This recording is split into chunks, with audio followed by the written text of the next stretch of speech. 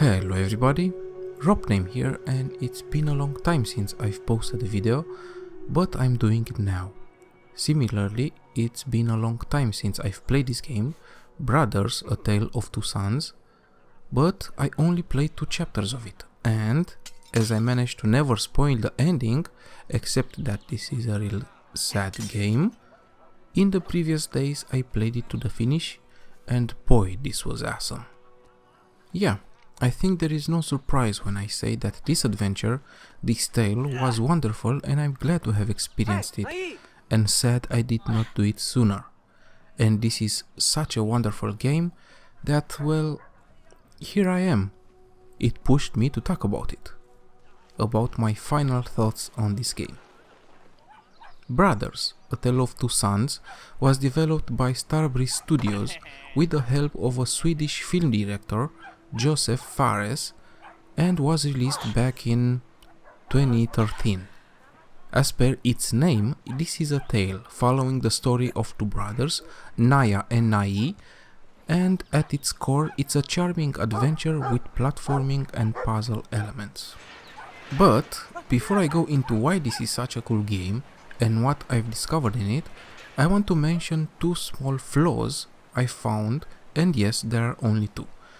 Firstly, it's that the cutscenes are not skippable, and this creates issues when you want to replay it and not watch the cutscenes again, especially because some are quite long. And secondly, even though you can play this game with the keyboard and the availability of these options is appreciated, well, the keyboard is a no-no.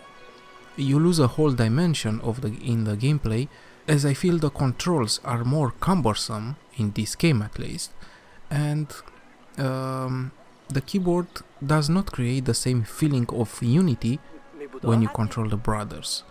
But on the other side, you have the gamepad, which is a must, and this brings so much to the table in terms of telling the tale not only through the visuals and audio elements, but also through actual sensations.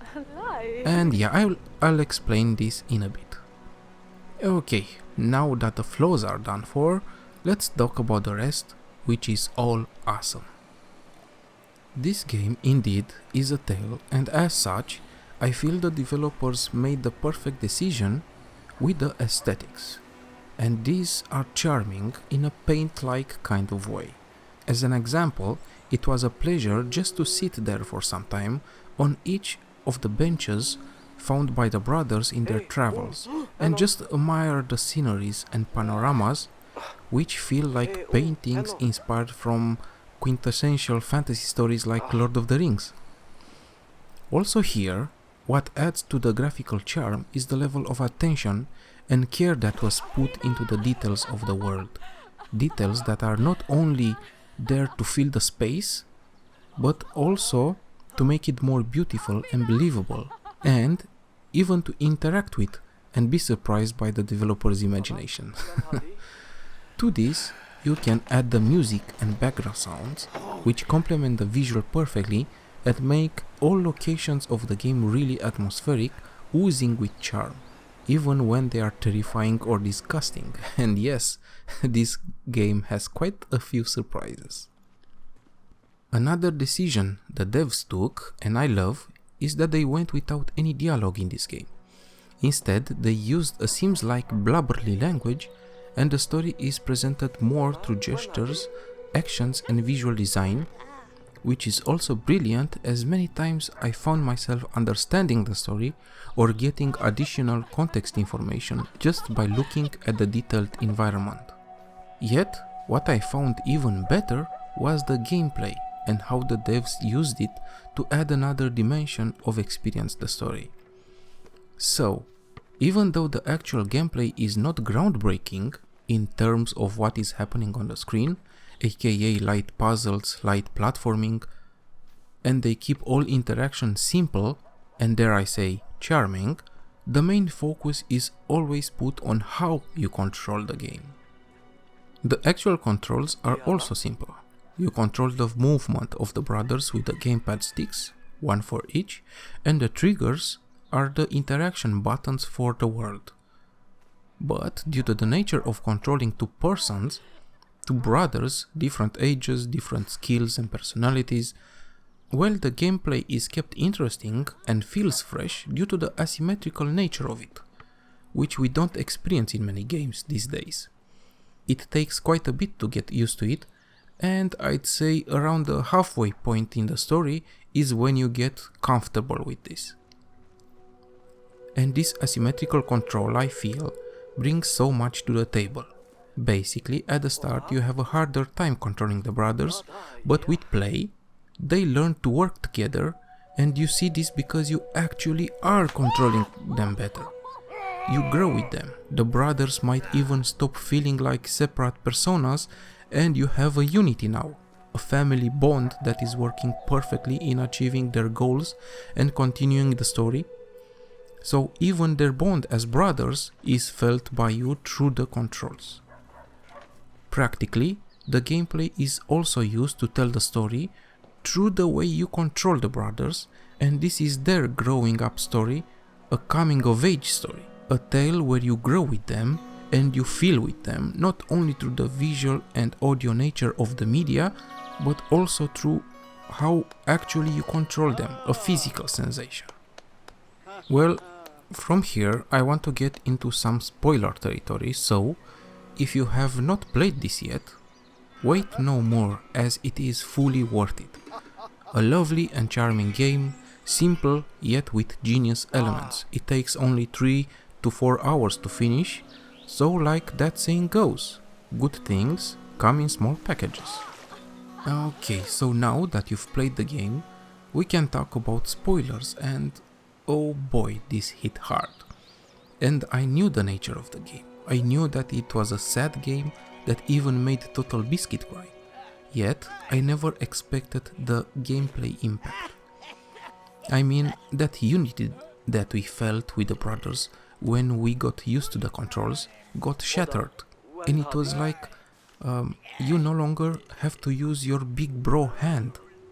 You feel the pain of the little Nai, the little brother, because you are now a one-armed man. You feel like something is missing. It's something wrong. It's sad. It's basically the way Nai feels. But wait, this is still a growing up story. Naya, the big brother, will still get back.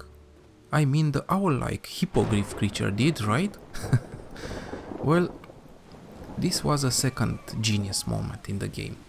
The little brother, now faced with the death of his Naya, must push forward, must make the progress of their journey and get to the end. He must save his father. So, in these moments, he uses his relationship, the lessons and memories of his Naya, of his big brother, to overcome his mental blocks like the fear of swimming, and is now able to do actions previously impossible for him, as back then he relied on his brother for the harder tasks. So now you still have to use that shattered hand of yours, but only partially and only to control the now bigger little brother. Nai has grown as a character, and not only in the game, but also in the control scheme. He is now having a second action button, the ability to summon extra strength, the strength of his bigger brother Naya. It was indeed awesome. I mean, it was sad, but still awesome because this perfectly reflects the reality, or the way reality works. And here we can get into the themes of the game. Beyond the growing up story of Nai, the little brother, which perfectly illustrates the growing pains, aka how hard it is from the kid's perspective to grow, and how every time we grow, we change and we lose something. Something in us dies, but the result is better. We become more dependable instead of dependent. So beyond this, we have the family theme, as the whole game revolves around the bond created with the family and how crushing it is when one such bond is broken. This is also seen as the game starts and ends with a death mourning scene. Along with the death we encounter on the travels, this game also goes into the loss and how to deal with it territory.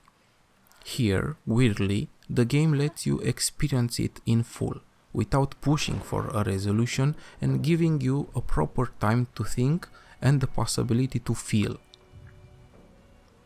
And indeed, my first reaction when the big brother died, when Naya died, I was like, this was pointless.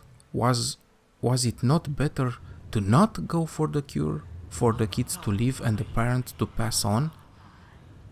Well, this is a selfish way of thinking, of course.